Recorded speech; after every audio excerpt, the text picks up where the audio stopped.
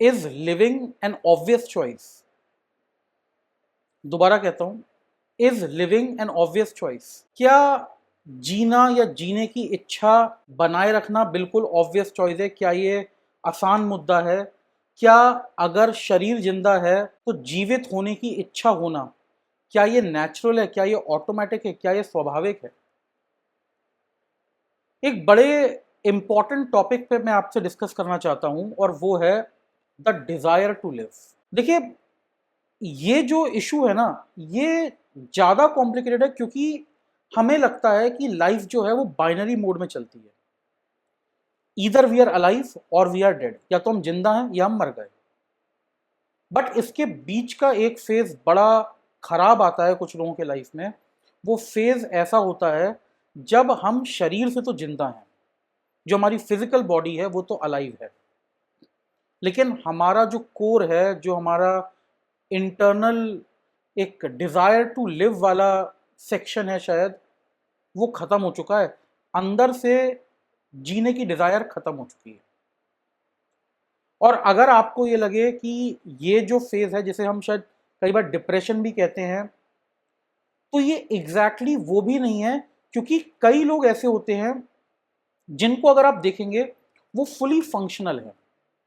उनके जो भी सोशल रोल्स हैं, husband wife, father mother, children, जो भी है, नौकरी भी कर रहे होंगे, बिजनेस भी हो सकता है कर रहे हो, वो सारे वो काम कर रहे हैं।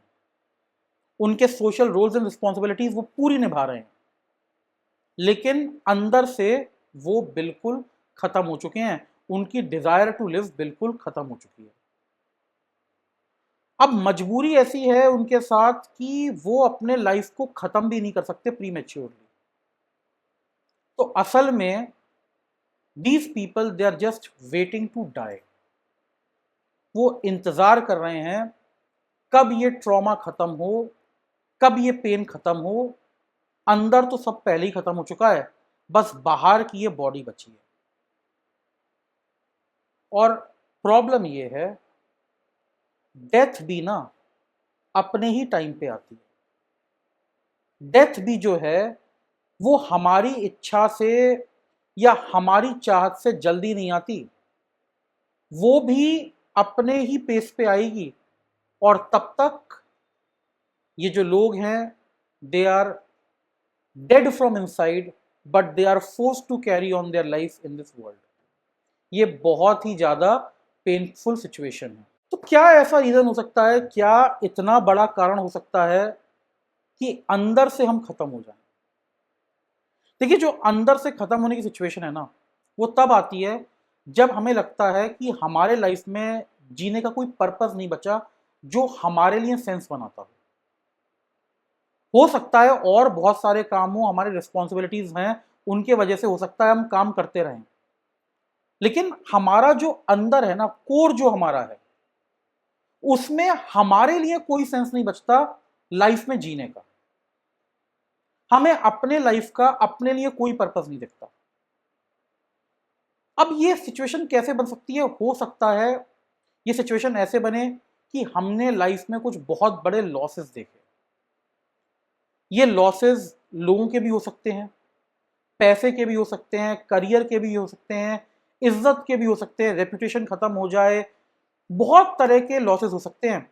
और हो सकता है ये लॉसेस ऐसे हों जो बहुत बड़े हों, और कई बार तो ऐसे भी जिसको हम देख के कहते हैं कि हमारा सब कुछ खत्म हो गया। हमें हो सकता है जेन्युइनली ऐसा लगे कि हमारा सब कुछ खत्म हो गया। लेकिन देखिए, अगर आपका शरीर जिंदा है और अगर आप उस शरीर के अंदर जो आपका दिल है उसमें आप दोबारा जीने की हिम्मत जगा सकते हैं, तो आई कैन अश्योर यू, अभी सब कुछ तो खत्म नहीं हुआ। अगर आपको लगता है किसी एक इवेंट से सब खत्म हो सकता है, किसी एक पर्सन के जाने से, आपके बिजनेस ठप हो जाने से, पैसा खत्म हो जाने से, नौकरी चली जाने से, या किसी लव्ड वन के पासिंग अवे से, चाहे वो आपके पेरेंट्स क्यों ना हो, आपके सिबलिंग्स क्यों ना हो, आपके बच्चे क्यों ना हो, अगर ऐसा होता कि किसी एक चीज से सब खत्म हो जाता होता, तो कुछ ना कुछ इसकी प्रिपरेशन आपको नेचर में, आपको लाइफ में जरूर दिखती है। अगर आप पेड़ों को देखें, पतझड़ आता है, सारे पेड़ जो हैं वो एक साथ अपनी पत्तियां छोड़ देते हैं। ऐसी व्यवस्था नेचर में है क्योंकि ऐसा होना था। सब जगह आपको एक कलेक्टिव शेडिंग ऑफ लीव्स दिखेगा, आपको उनका पेन सब जगह एक साथ दिखेगा।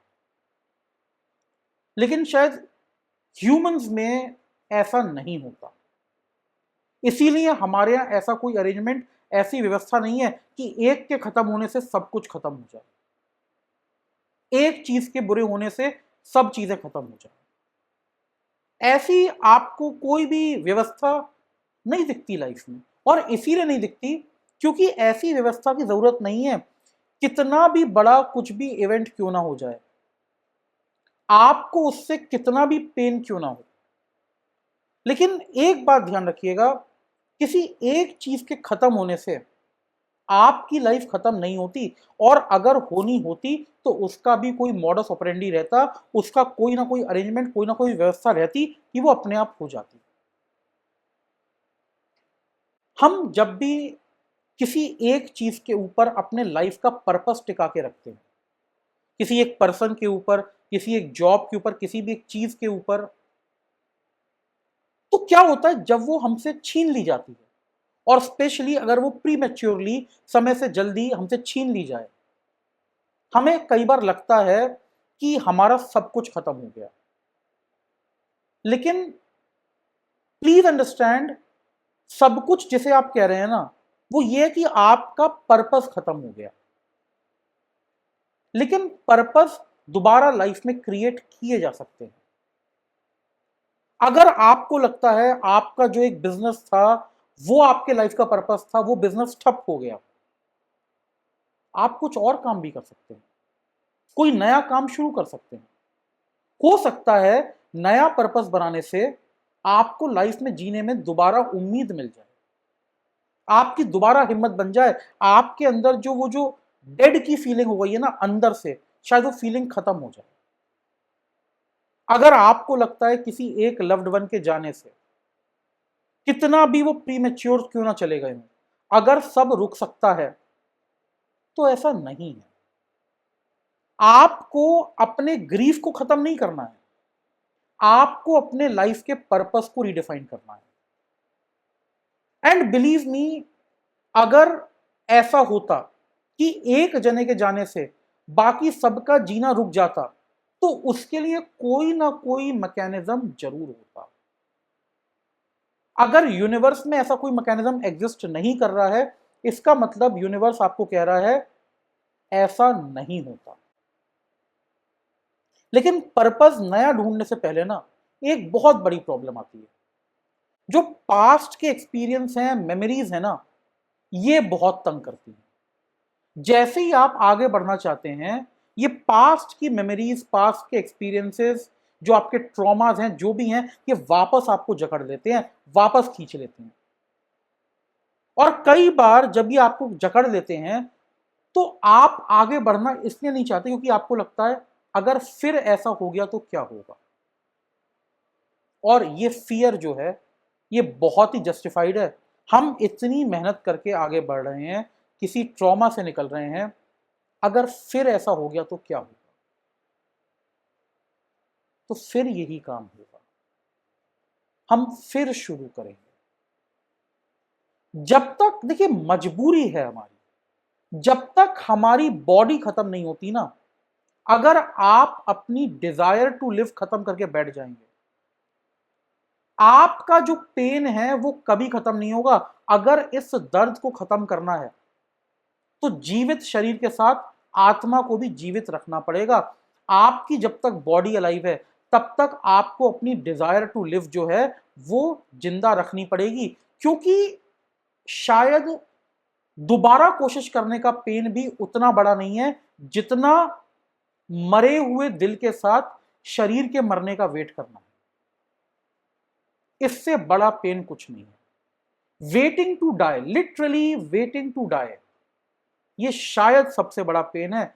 इससे बड़ा लाइफ में कोई डिसअपॉइंटमेंट नहीं है, इससे बड़ा लाइफ में कोई पेन नहीं है कि हम क्या कर रहे हैं, हम जीवन खत्म होने का इंतजार कर रहे हैं। Life is a precious gift, ये बहुत कीमती है। जो चले गए हैं, जो आपने खो दिया है, जो आपके साथ हो गया है, मैं ये नहीं कह रहा कि वो मैटर नहीं करता, वो सिग्निफिकेंट था, वो बहुत सिग्निफिकेंट था। लेकिन ये भी तो सोचिए, अगर आज आप अभी भी यहां खड़े हैं, अगर आप वो सब कुछ सरवाइव कर चुके हैं, तो आप में भी तो कोई ताकत है, आप में भी तो कोई मजबूती है, आप में भी कुछ तो बात है कि आप आज भी यहां हैं, आप आज भी जिंदा हैं। अगर आप यहां तक आए हैं तो थोड़ा सा अपने आप पे विश्वास और कीजिए, मानिए इस बात को कि आप यहां से आगे भी जा सकते हैं।